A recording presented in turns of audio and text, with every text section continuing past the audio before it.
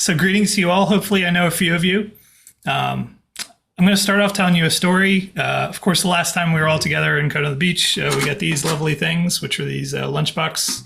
Hopefully you got those back in 2018. Maybe they're there today. Mine's in the mail. So I'll find out what the swag kit is. But the world changed, of course, in 2020, and now we're doing these kind of virtual things, which are kind of cool because I could stay home and you get to be where you want to be. So let's get started. I'm going to start off telling you a story that some of you may know because you experienced parts of it. Much of it happened right there in Jacksonville, Florida. And if you've seen my talk from earlier this year from PlatformCon, this is going to be pretty familiar to you. But I did add a few case studies at the end, and of course the normal question and answer session is always fun. So without further ado, the role of a technical product manager. So greetings, Coda on the Beach 2022. I hope the weather is lovely there in Jacksonville. I'm coming to you from a suburb of Chicago, Illinois, where it's a sunny 72 degrees and 60% humidity and my windows are open. I'm Schuyler Bishop, and today I'm going to talk about the concept of a technical product manager of a cloud infrastructure internal developer platform.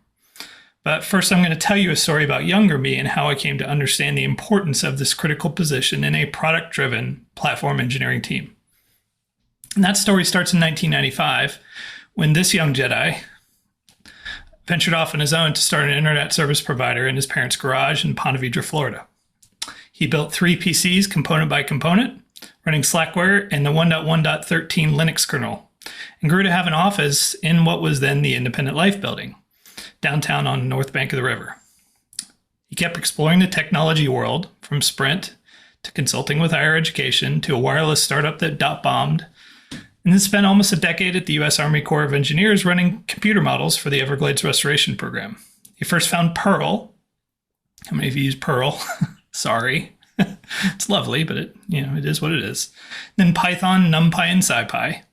And programming was fun. It was interesting, but the dark side wasn't quite finished with him. The sequester shrank the federal workforce and he was forced to strike out again on his own, where he first learned of Puppet and Ruby, worked in a local company you've likely heard of and may work for that does workforce management from its headquarters on the south side, using early versions of Docker Swarm and learning more Jedi ways in Git, CI/CD, and Agile development. Project management was new, he saw, and the outcomes that the team was able to do with their Scrum Master exceeded the abilities of the one. The Jedi and their software development lifecycle ways spoke to him, but he did not really understand yet much. He still had much to learn, and the Force was beginning to beckon to him. But the dark side also started to pull him in. To another startup he leapt and learned the ways of the SRE Jedi, until the planet he was on was destroyed by the dark side, which showed him the error of his choices and also the wisdom of learning from failures. And now into the clouds he yearned, landing at Cloud City at another local company in healthcare. The view was amazing and the opportunities endless, but all was not as it seemed. After learning Terraform and the ways of infrastructure as code, he was then recruited by the Cloud Consulting Jedis to teach other aspiring Jedis, and for a few years, there was peace and quiet and growth. But there was still something missing that he couldn't determine. And what was this strange force he had heard of? Now he was an older warrior. He sought to teach, to grow, and to be a great leader. He learned the greater powers that the Force could enable in he and his teams. And so today we speak of the next chapter in this progression towards platform engineering and what is hopefully excellence. This journey brings me to my understanding of product's importance in platform engineering. So what is this product management stuff? So the TPM, or the Technical Product Manager, serves a key role in bridging the gap between you, your platform team, and its internal clients. And now you may need a TPM if you have a large number of stakeholders, usually all of which are disagreeing on whose priority is top. Unclear direction of key initiatives, that never happens. A backlog that looks more like a scatter plot than a roadmap. A seemingly endless supply of support tickets. And by the way, Jedis don't like to be stuck in swamps talking to strange people. So product management is hard for internal platform teams. Imagine yourself leading one of these internal platform organizations, Again, you probably have poor direction via OKRs or any measurable, achievable objectives. You likely have a strategy that will take you at least 18 months to meaningfully achieve. And you'll always be distracted by incidents, support, and the ever-growing pile of toil and tech debt. And on top of this, you're also trying to stitch together a coherent platform that improves the output and experience of your developers. So how do you decide what to do and when? Well, let's start off with what a product is. Now, I believe that Marty Kagan does the best job of this. And in his book, Inspired, he writes that you should discover a product that is both valuable, usable, and feasible. Now, Marty cut his teeth as VP of Platform and Tooling at Netscape in the 1990s, and he knows a thing or two about products. The force is pretty strong with him. And I believe this is perhaps the quintessential definition of a technical product. You must know about the business, the value, and how does your company make money? What do your customers expect and want from you? You must know about the users and how they want to consume your product. That's usable. And finally, you must know about the team's capacity and capabilities and how feasible your product may be to create. So let's talk about the differences between product and project management. Where does each fit in?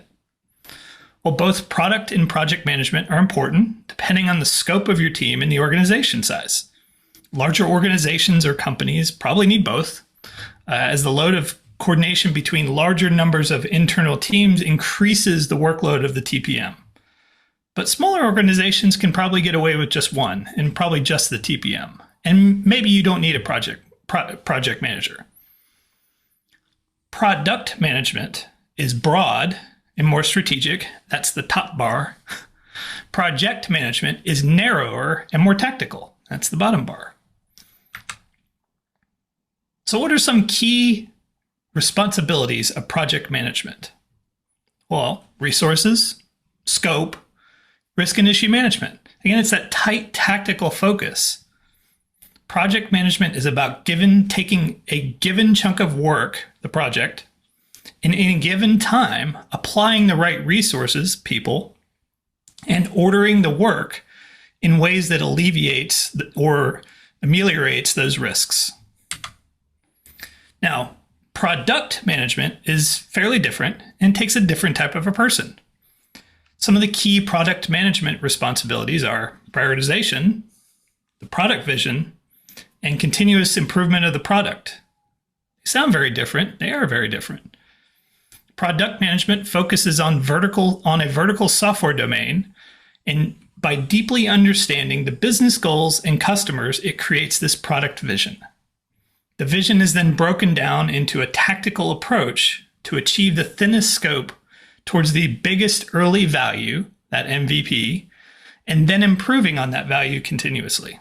Now, Marty also says, by the way, that an MVP stands for minimum viable prototype, not product. I think there's an interesting distinction there. Now, vision, design, and value are key outcomes that a product manager creates and keeps current. In some teams, product managers tend to also play the product owner role, such that the team's work is prioritized to meet the product vision. Depends on the size, scope, and makeup of your company. But what makes this technical product manager well suited for an internal platform team? Well, internal platform teams have larger numbers of stakeholder groups than most other engineering teams. Everybody, almost literally everyone at the company is a stakeholder or probably a potential customer of your internal platform. Each stakeholder group requires some cognitive capacity of that product manager. And so by having a technical background, a TPM reduces the amount of context switching that they have to do between elementary technical scoping tasks and what an architect or a platform engineer might have to do, as well as those other components that they're serving, like design and other capabilities of that product. Now, historically, these Jedi developer clients haven't always seen what a good internal platform is, and so the TPM might also be able to better imagine what a good developer experience is and what it looks like by applying their engineering background to that defined vision. The engineering background allows them to anticipate needs their clients may not even realize. But there are anti-patterns. And as we all know, the dark side will try to lure you into these. Sometimes accidentally, sometimes you might feel driven towards them. So first, make sure your product org understands the problems being solved by your infrastructure and how solving those adds value. That seems obvious, maybe. It's not. It's important. Product organizations tend to not really understand what infrastructure teams do or platform engineering teams do. They understand the outcomes of them. Stuff works. Sometimes it breaks. We don't really understand what or why, but it's good to spend time with your product org to explain to them what your team actually does and how that creates value to them. Secondly, teams with TPMs tend to have better or, well, any SLOs. Now, if you're not familiar with that term, an SLO is a service level objective. And in SRE nomenclature, that's kind of the middle tier of these defined things. The very top is your service level agreement. That tends to be defined as a contractual agreement between your users and the product. The service level agreement then is a slightly more specific version of that SLA, such that you don't breach your SLA. And that SLO is usually seen as an internal target for your team's reliability. Now, those SLOs are full of what are called SLIs or service level indicators. These are metrics and other aggregated values that you may use to determine what your availability or reliability or latency or whatever that SLO may be. But teams with a TPM are going to tend to have something. They're going to want to have some sort of a measurable value that talks about, hey, how reliable, available, or expedient is our platform. Now, I'm going to say something salacious here. All dashboards lie. Every single one of them is lying in some way, shape, or form. It's not trying to lie, but it's delayed. It's presenting data in a way that might be misleading. And for many other reasons, dashboards should not necessarily be trusted as a view of what the reliability of your system is. So TPMs can work to achieve other SLOs, which are these measurable values that everybody agrees on can be better used than maybe a dashboard. Now, of course, you can show an SLO on a dashboard, and then you get into this discussion of, is it still lying? But I think that's a moot point. The final point that I want to make is that tech debt accrues interest. We use that word tech debt. We borrow it from finance. I believe just like anything else in finance, anything that's debt accrues interest. That means it gets worse. So the longer you let it fester, the more it's going to be out of touch, the harder it's going to be to mitigate, or just rip out completely and rewrite. So, and this tech debt can be seen as perhaps the biggest trick that the dark side can actually play. You think that you're doing all these great things by building net new, but if you're not attacking your tech debt, you're going to pay for it eventually.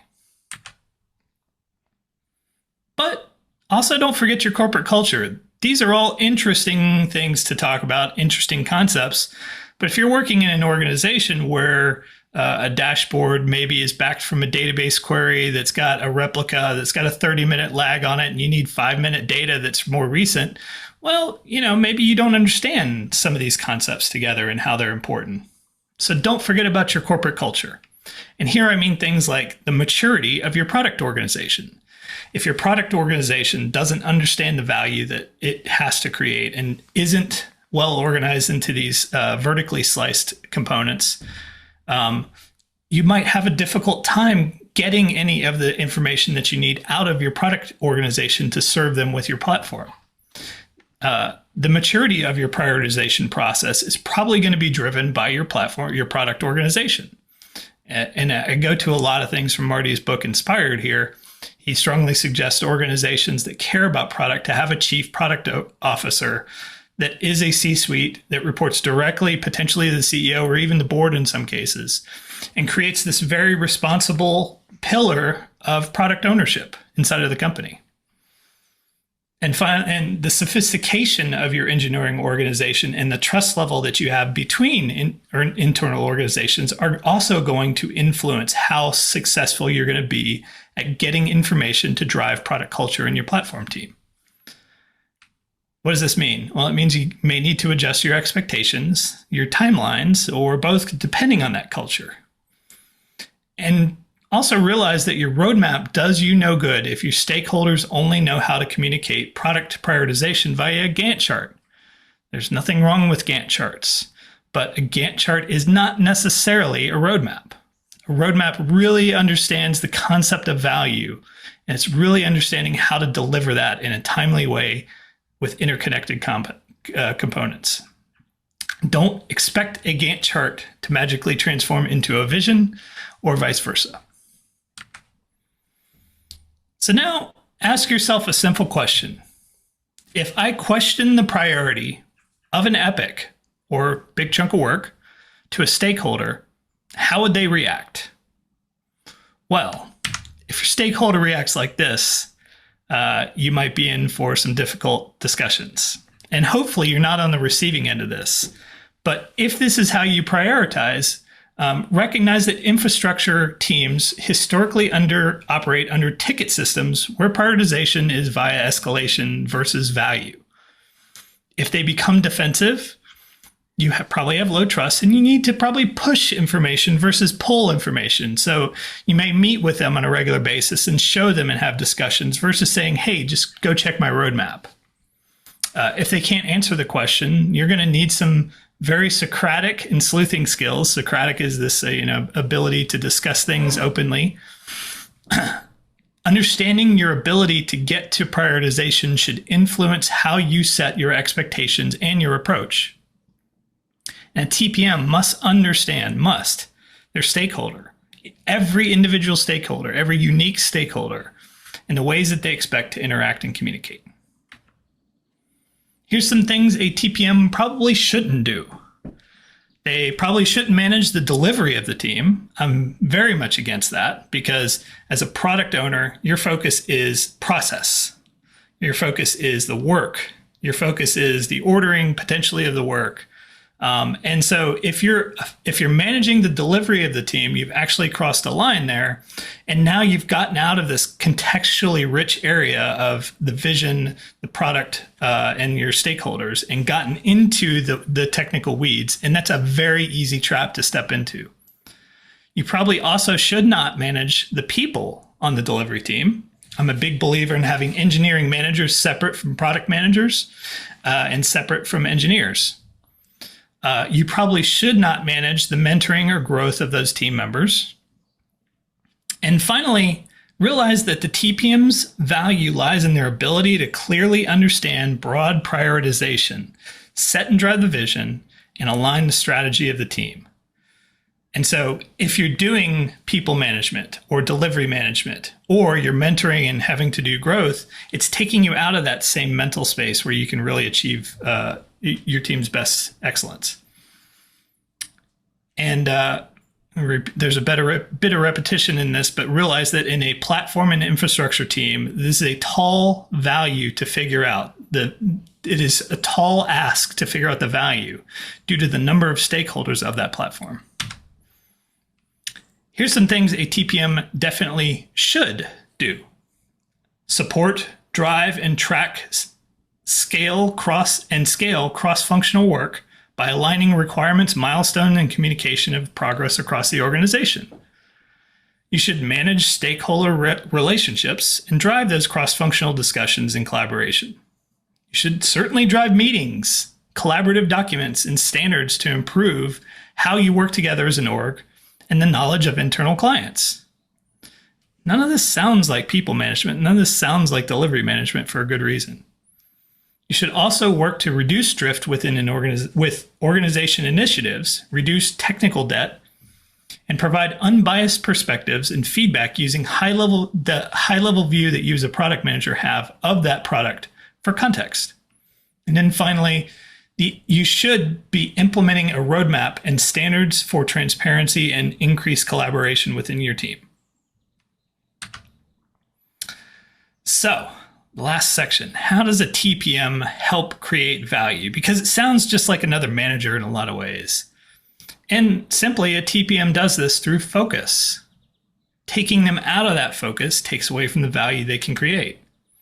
Now, this is a ridiculously poor hand-drawn chart that I have here. I thought this was interesting. I saw something like this in a meme in Twitter, and so I kind of created it. But if you look at this, your progress can only be given the same amount of time, assuming the time scale is the same on both of these graphs. If you do 3 different bets, given the same amount of time, you're probably only going to achieve a little bit of each one. But if you can have a focused bet where you see it through to some true potential value, that minimum viable prototype, you're probably going to be able to achieve more. And so taking away this kind of scattered approach that a lot of infrastructure teams have to doing their work really can create great outcomes. Now, if you're not well aligned with your stakeholders or the company value or the company culture, you're going to do a whole lot of work that's going to be a whole lot of nothing. So that's why all those things are important together, to make sure that that focused bet creates great value. And TPMs really allow you to be strategic. A lot of these product platform infrastructure teams really struggle with strategy. They struggle with mission, vision, and strategy. And a TPM, I think, is a key component on how to enable that, because they allow you to be strategic as an internal platform. A TPM can very much so give your engineers the space that's not on a moon populated by brown furry beasts, but in a place where they can create excellent products in focused ways that meaningfully improves that client developer experience. Just make sure you give them the ability to focus as well. Because like any key position, focus is important and the TPM is no different. Throwing them into tens of status update meetings with 20 plus people in each is a surefire way to sap their productivity. And just remember that the force works best when concentrating on one object. So in summary, engineers, like the Jedi, like to create great worlds and products. They care about the experiences of using their products and the value it creates for the company. But they can't do this alone. It is in an environment where they have the ability to do the most pressing work in efficient and effective ways that platform teams can flourish. And a TPM is a key component of that high-functioning team. Now, I'd like to go through 2 case studies fairly quickly. The first one is actually near and dear to my heart. Let's assume that you're working for a company that is a cloud-native organization. They have a cloud infrastructure team that serves the organization admirably. And your new leader hired to scale the team. In your interview, you note that there are silos developing within the team and that management thinks these are good things to get better support, end quotes. In your first few weeks, you do a lot of meet and greets to get the lay of the land, and you find that the team is well regarded, but that their outcomes are poor and the reliability of their systems is not great either. They're blamed for a lot of incidents, rightfully so in most cases. They make changes and don't communicate them well, and so they surprise people. So what's the deal? Their backlog is full of meaningful and good work. They have status meetings with every team. They read off their Jira's tickets in stand-up. This doesn't make sense. But of course, that sounds like Agile in name only. They've implemented Scrum, but not understood why they do these ceremonies. Instead, you decide to bring in a consultant technical product manager. The first few weeks are spent getting the lay of the land, understanding who the internal teams are that are your clients, talking to them about their experiences using the tooling and automation. And they really spend the time finding out what the part of the pain means to the business and how that affects making the business less money. And then the TPM focuses on process, internally first. No longer are sprint plannings done with every engineer. Think about the cost of that. No longer is grooming a full team effort. Same comment there. They start to develop a strategy and create epics that align to that strategy. They develop a strategic roadmap, and that includes tech debt and toil reduction stories as well. Support doesn't just do feature work in addition to taking on support duties now.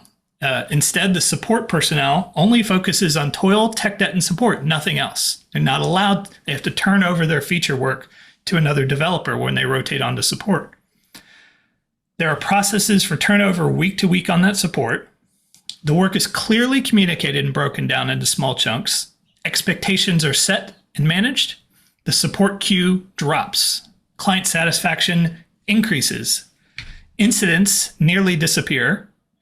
One-on-ones are no longer just about work. They're not going over all the modicum of the daily life of an engineer. People sleep more and are better rested, and the hero culture dies. This isn't fake. This is something that I accomplished in 7 months with a team of 12. It took anchor staff. It took a relentless, strong engineering manager, a skilled consultant staff engineer that later joined me as an FTE, and of course, the consultant TPM. It took a tremendous amount of hard work from the entire team, but it also took finding that some people weren't a good fit for this culture, and they ended up leaving the organization. And finally, it took the strong support of the VP of engineering. Now, this team is currently the best functioning team in the entire company. Truly the Phoenix Project. In the second case study here, you're taking on bringing in several teams into a single product engineering organization at a company, working to modernize the company's archaic software. Their existing CRM relies on expensive on-premise hardware, extensive expertise that have to work for the company, employed by the company, millions of dollars a year in licensing. It's brittle beyond belief, and it takes superhuman efforts to make it somewhat reliable. You're the director of this new organization. You have 5 to 6 managers and 50 to 75 engineers reporting to you indirectly. They came from 3 different corners of the technology organization with different levels of capability and sophistication, and you have a directive from the CTO to modernize the team's approach, but you have to make do with the personnel that you have. One of your managers has product management expertise and training, as well as a software background. You decide to appoint him as the leader of your product management organization, and you build a team of TPMs from the senior members of the new organization. He's the only one with product management expertise. You as a leader, though, fail to put in a system in place to check on the progress of that product team, instead trusting your leader. And it goes about as well as you can imagine.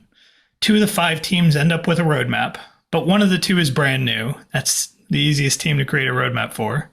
Whereas the other is staffed with the most sophisticated engineers. So while they have a roadmap, it's actually just stuff they mostly wanted to build themselves and hardly anything from their stakeholders and internal clients. You failed to create a product culture, so you have no roadmap or strategy to speak of. Now, those 2 sound very different. They are directly out of my experience, out of my work experience. I'd be happy to take any questions that any of you have. Thank you. I actually have a quick question, and I'm not really sure if you covered this because I missed the first couple of slides, but I was wondering if you have any favorite frameworks that you can share around product management. Interesting question. Favorite frameworks. So are you talking about like Scrum type things, like whether it's safe and things of that nature? So more along the lines of like, how do you prioritize work? So like, there's a lot of different frameworks like RICE, I know is a really popular one. So I was just wondering if you had any frameworks that you have used in the past that you were a fan of. Yeah, I can't remember the specific ones that my TPMs were fans of. I know that each one did it slightly differently, and that we tried to create a culture of product management where we actually had a community of excellence or community of practice internally in product management. And I know that we discussed that in that, but I don't remember any off the top of my head. The thing I like to think about there is what were the behaviors that created the best outcomes. And so the types of behaviors were curiosity. The types of behaviors were inquisitiveness, related, of course, to curiosity. And I think the most successful TPMs that I worked with deeply understood what the business did, how it made money, and then related that back to the work somehow. even if they were forcing their clients to think about things that they didn't normally think about. So I don't really have a specific framework. Good question. Thank you. Marty Kagan's Inspired book is fantastic. If you haven't read it, it's a great place. I was just wondering if you could give a little bit of a description, and I missed your first 5 minutes, so if you already did this, I'm sorry. But the difference that you see between a technical product manager and like your classic Scrum product owner. Good question. The question, as I heard you say it, is what's the difference between a technical product manager and a classic product owner or product manager? Yes, that's right. So the technical product manager is a product owner and a product manager with a background in some sort of technology. And I keep that broad on purpose. The best TPMs were software engineers or know how to write software or experienced software engineering or experienced infrastructure engineering or one of those related fields on the whatever the platform team is. And so the differentiation is really the background of that person and whether or not they've experienced some of the things that the team will experience so that they can kind of cut corners on how they prioritize work, how they understand what the problem, the work is. Thank you. Good question. Mr. Bishop, Yes. do technical project managers typically have a budget, or is it more like an architect kind of thing? Interesting question. I think that's Andrew, right? Yeah. Yeah, thought so. Do technical product managers have a budget? So when you ask about budget, to me, that's like a management thing, which of course, technical product manager makes sense that would be a part of it. What would a technical products manager spend on? So they might have a budget if they needed, the story, the second case study that I used of a person that was leading a product management organization. They may have a budget for other technical product managers or other product managers. But I haven't seen a case where they have a budget for tooling or anything like that. Typically, it's any kind of a budget may be a personal budget. I think so. Well, all right. Thank you, Mr. Schuyler. Have a great day. Cheers. Take care.